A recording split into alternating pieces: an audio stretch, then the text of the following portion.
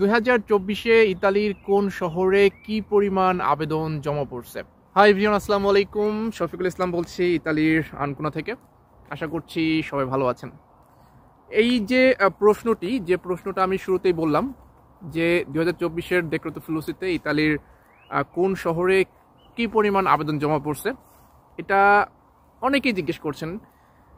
এটার একটা কারণ হতে পারে সম্প্রতি আপনার এই ইতালির 2024-এর ডেক্রেতো ফ্লুসির কোটা বন্টন করা হয়েছে। এখন স্বাভাবিকভাবেই সবার জানতে চাওয়া বা জানার ইচ্ছা থাকতেই পারে যে আমার শহরে এত কোটা আছে, তাহলে আমার শহরে কত আবেদন জমা পড়লো, তাই না? আমরা যদি একটু দেখি যে 2024-এর ফ্লুসিতে টোটাল কোটা আছে 1,51,000, যেটার আবেদন হয়েছে, সাবমিশন হয়েছে 18 তারিখে স্পন্সর ভিসা, 21 তারিখে ডোমেস্টিক ভিসা এবং 25 তারিখে হচ্ছে আপনার সিজনাল বা কৃষি ভিসা। মোট আবেদন জমা পড়ছে এই 2024-এর ফ্লুসিতে এই 1,51,000 কোটার বিপরীতে 6,90,000, অ্যারাউন্ড 6,90,000। তার মধ্যে 18 তারিখে যারা আবেদন করেছিলেন ইতালির স্পন্সর ভিসার জন্য, তাদের আবেদন জমা পড়ছে অ্যারাউন্ড 2,43,883টি। আবার যারা 21 তারিখে আবেদন করেছিলেন ইতালির ডোমেস্টিক ভিসার জন্য, তাদের আবেদন জমা পড়ছে 1,12,440টি। এবং যারা 25 তারিখে আবেদন করেছিলেন ইতালির কৃষি বা সিজনাল ভিসার জন্য, তাদের আবেদন জমা পড়ছে 3,32,724টি। এটা টোটাল বললাম আর কি।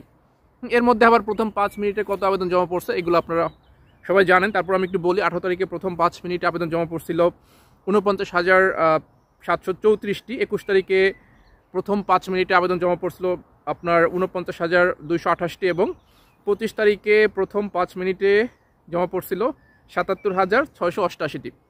এখন দেখেন, এইটা গেল টোটাল হিসাবটা আমি বললাম আর কি। কিন্তু আপনাদের যে প্রশ্ন শহর ভিত্তিক কি আসলে আবেদন কত জমা পড়ছে এটা কি জানার কোনো সুযোগ আছে?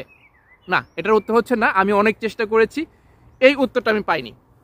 আমি আজকের ভিডিও কেন করতেছি আপনাদেরকে বলার জন্য, কারণ আমি লাইভে আসলে বা আমার বিভিন্ন ভিডিওর নিচে আপনারা এই কমেন্টটা অনেক বেশি করেন যে ভাইয়া আমার নাপোলি থেকে আবেদন হয়েছে, আমার মিলানো থেকে আবেদন হয়েছে, আমার রোম থেকে আবেদন হয়েছে, এই শহরে আসলে কত আবেদন জমা পড়ছে। এটা ইন্ডিভিজুয়ালি বলার কোনো সুযোগ নাই, ওয়ে নাই, কারণ ইতালির কোনো গভর্নমেন্ট ওয়েবসাইট এই তথ্যটা দেয় না। আমি অন্তত পাইনি এবং আমি বেশ কয়েকজনের কাছে জিজ্ঞেস করেছিলাম যারা এগুলো নিয়ে কাজ করেন, তারাও এই ব্যাপারে আমাকে কোনো তথ্য প্রোভাইড করতে পারেনি। তারপর আমি এখনও চেষ্টা করছি, যদি এরকম কোনো তথ্য আমি পাই শহরভিত্তিক কত আবেদন সাবমিশন হয়েছে, তাহলে আমি পরবর্তী কোনো একটা ভিডিওতে বলতে পারবো। বাট এখন পর্যন্ত আমার কাছে এই তথ্যটা নাই। সো আজকের ভিডিও এ পর্যন্তই। যদি ভালো লাগে লাইক করবেন, কমেন্ট করে আপনার মূল্যবান মতামত জানাতে পারেন, আর অবশ্যই ভিডিওটি বেশি বেশি শেয়ার করবেন। সো সবাই ভালো থাকুন, সুস্থ থাকুন। আল্লাহ হাফেজ, আসসালামু আলাইকুম।